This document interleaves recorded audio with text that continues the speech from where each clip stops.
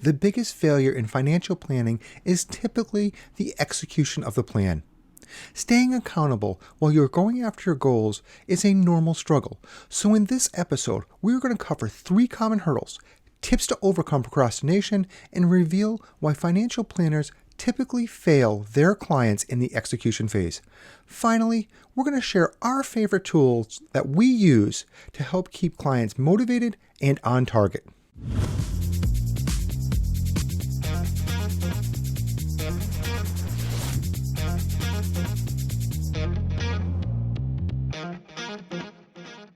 Welcome. I'm Ed Smith, President of Valor Wealth Partners, where we're dedicated to educating federal employees on how to maximize value from your complex and often underutilized benefits.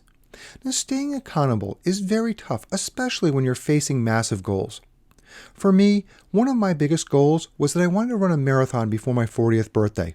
And since I left the Marines 15 years earlier, I hadn't been doing too much exercise.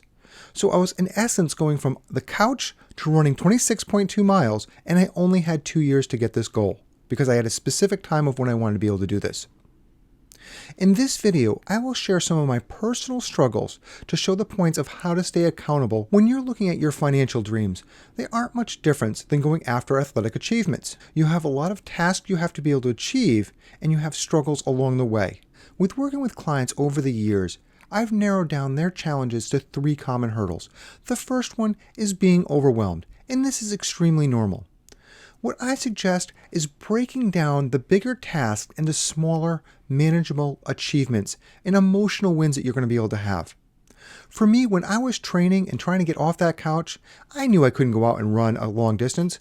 So what I did was I would go mailbox to mailbox, and then I would take a break and walk a little bit, and then I would run from another mailbox to mailbox. And it's these smaller wins that build up the motivational and the emotional wins that I could succeed and go after bigger goals. When you're looking at your financial things, I know it's very tough at this as well. And so what you want to do is try to be able to look at what is manageable and what you can build good habits with. And generally, it takes about 90 days to build up a good habit. So let's say you wanted to save some money. And one of the ways you felt you could do this was to take your lunch to work. So if you were doing this, maybe you wouldn't start with doing all 5 days. Maybe you start off with 2 days a week. And you build up this habit. And over time, these small wins turn into 2 days, 3 days, and 4 days.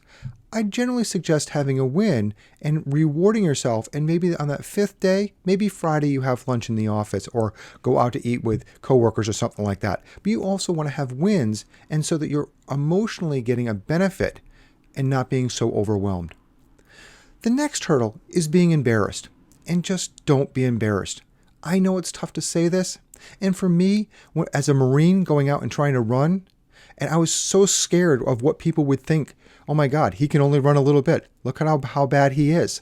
But you know what? You have to get over this.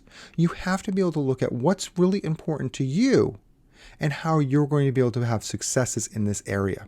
I understand that finances and achieving financial goals can be much more emotional than my awkward running.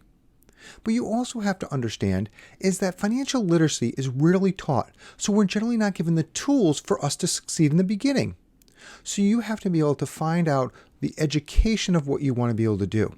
And here's a little secret.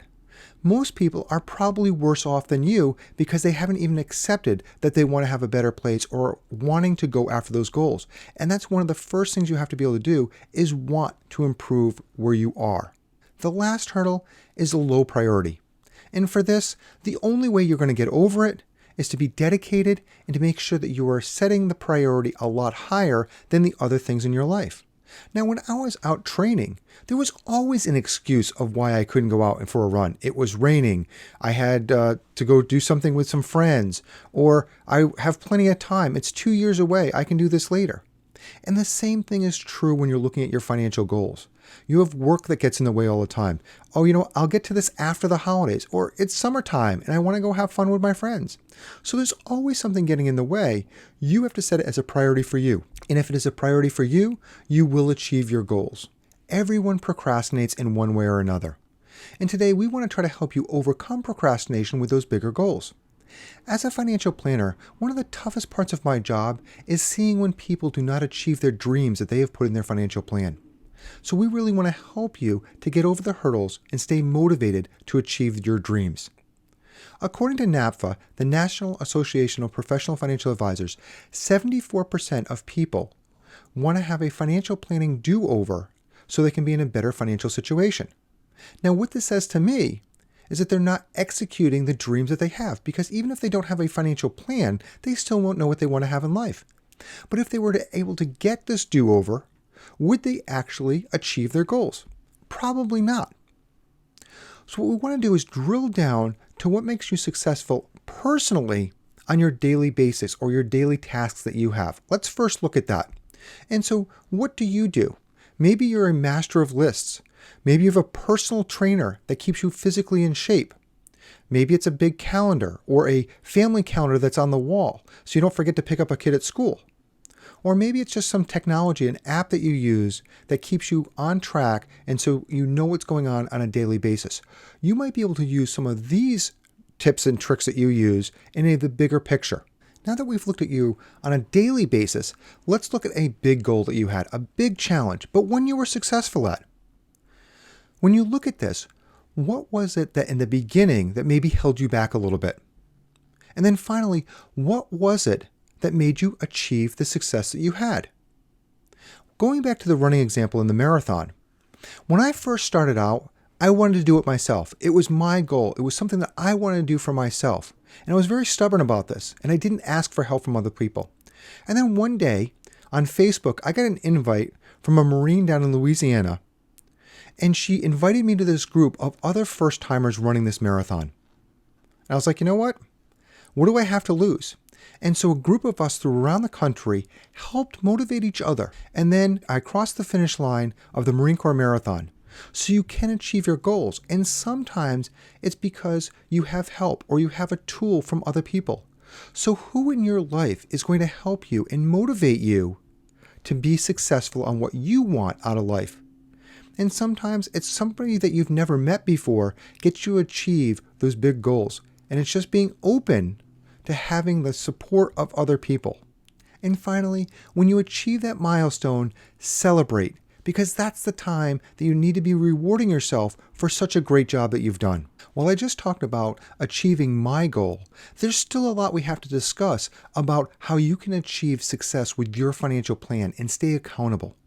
And the first part is that financial planners typically fail their clients in the execution phase. And it's not really their fault. They really care about their clients. But unfortunately, the systems that we use are just not built for executing the plan. When you look at all of the cool software that is out there, or maybe it's even a simple Excel spreadsheet, they're designed for analysis of the problem, not keeping you on track to execute your plan. So you have to be able to look beyond what the software is or what the programs are so you can be able to do this. Now, your financial planner, and if you're doing this yourself, you are the financial planner, needs to have an execution strategy. For us, we have a strategy that we feel really helps our clients and gets them in the best shape that they can be. Now, this isn't going to help everybody because they might not have the motivation to achieve their goals, but we want to put them in the best place they possibly can for doing it. The first part is prioritizing your goals. Now, when you look at all of the goals, and when we do a financial plan, you might have 8 to 10 different things that we feel you want to improve on your life based off of our conversations. But if you tackle all 8 to 10 of those at once, you'll be overwhelmed. So you need to prioritize what's most important to you. If it's an emotional trigger or it's a financial, you're going to get a lot of value out of doing this. You prioritize a couple of them that you're going to be able to do that year. Once you've prioritized your goals, you have to create action steps or tasks to achieve that specific goal. When you do this, you're putting it into smaller pieces, just like we talked about before, so you're not getting overwhelmed. For us, we look at these in a lot of different areas. When we look at estate planning and our systems and the module we have for estate planning, there's 23 distinct tasks. Now, some of them are for us, some of them might be for the attorney, and some of them might be for you, the client, to try to be able to get this done. 23 different tasks is a lot more complex than having estate planning by a certain date on your plan. And so you have to be able to look at this, but also on these tasks have the milestones that you can be able to have the achievements along the way. So the next one is having an achievable timeline. If the timeline is unreasonable, you're going to get frustrated and you're going to give up on the plan. So you have to be realistic about the timeline that you're setting to achieve these goals and then have it done. And the final area is to be publicly accountable for your actions. So share this information if it's with somebody as like a financial planner, a friend, a stranger that's going to help you keep accountable, but somebody publicly that's going to hold you accountable to make this happen. For me, it was the group that we used on Facebook to try to all get to the Marine Corps Marathon in that year. I just shared our process. Now I want to share the tool that we use to be able to get this process in place and making sure that we have the best chance of success for our clients. But before I share the tool, I want to clarify that we are not getting paid from this provider. We don't have affiliate links, so there is no revenue or any conflict of interest of why we do this. We just love the tool. It works really well, and that's why we use it for our clients. The tool is called Asana. Now, there's going to be links down below, so if you want to check it out, you can. Now, Asana, they have a free version that we use for many months, and then we upgrade to a paid version because of a lot of the other tools and resources inside the program. Now, what Asana does for us, it does a lot of things. One of them, it keeps tracks of the annual calendars for our clients, so we know when we're going to be doing certain things at certain times of the year for different clients. Also, big projects, like I mentioned, estate planning, 23 different tasks. It's hard to keep track of this in just a simple calendar. So having Asana there shows us how this is going and where we are in this phase. It also allows the client to see where they are and the milestones they've reached while they're going through this big project. Another area is the content. Like when we do content for our YouTube videos or our email campaigns, we keep that all in there so we can keep on track of what's going on. You can use this for your daily calendar or daily tasks. We also use this for big projects when we have a big project that we want to roll out in a couple months, and we brainstorm all of the tasks and we put them in Asana so we can do it. We can also link different documents so we can be able to see them when we need to. One of the good things about Asana is that you can link your actions to a calendar outside, like an Outlook or a Google Calendar. And so when you're looking at how does this work, there's a couple different functions or ways to be able to see what's going on in your project. The one that I love most is what's called a Kanban board, and I might be saying it wrong, but that's what it is, Kanban. And a Kanban board is sort of like different columns, and you're moving Post-it notes across the different columns. So when you get done with one task in one column, you move it to the next column. And it's very visual to see how everything is going. This is my favorite. I like it. Another one is timelines, where you can actually see it in a big calendar view and see the lines of you have to do this task before you do that task. Another one is a simple calendar. Or maybe you just like a list view and you just want to see it listed out. However you want to use it, you can use it for different periods of different times. So you might want to look at a Kanban board one time or a calendar or a list, and it's all in there depending on how you like it. There are plenty of other tools out there. Asana is the one that we like, but if you want, you can go and find them and use them as well. And like I said, we're getting no compensation for this. We just want to be able to share what works for us, and hopefully it can be helpful for you. If you're still watching, we have a special bonus that we want to share with you. Over the time of learning Asana, we've looked at 3 Asana masters. Now, these are people that are very educated and have special access to Asana. And we've been looking at them on YouTube channels, and we have actually hired one of them to help make our systems better. But we've put links to their YouTube channels so you can check out what they're saying. Now, one of them focuses on the free versions and 2 of them focus on the paid versions.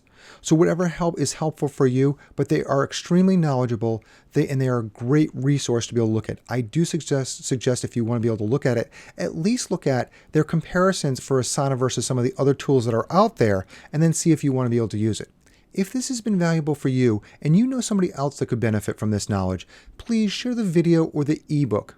And if you really like the content, and you probably do since you're still watching us, hit the like button so we know to build more content like this. One of the things you have to focus on is the execution is the most critical part of the financial plan. Without execution, everything else was a waste of time. So we want you to be able to stay motivated and dedicated to your long-term and short-term goals. In the end, it's all up to you. But if we can help you in some way, reach out to us so we can be a valuable resource for you, because we want the best for you and your family. So please get conflict-free, unbiased advice. Thank you for your time today, and we look forward to helping you in the next video.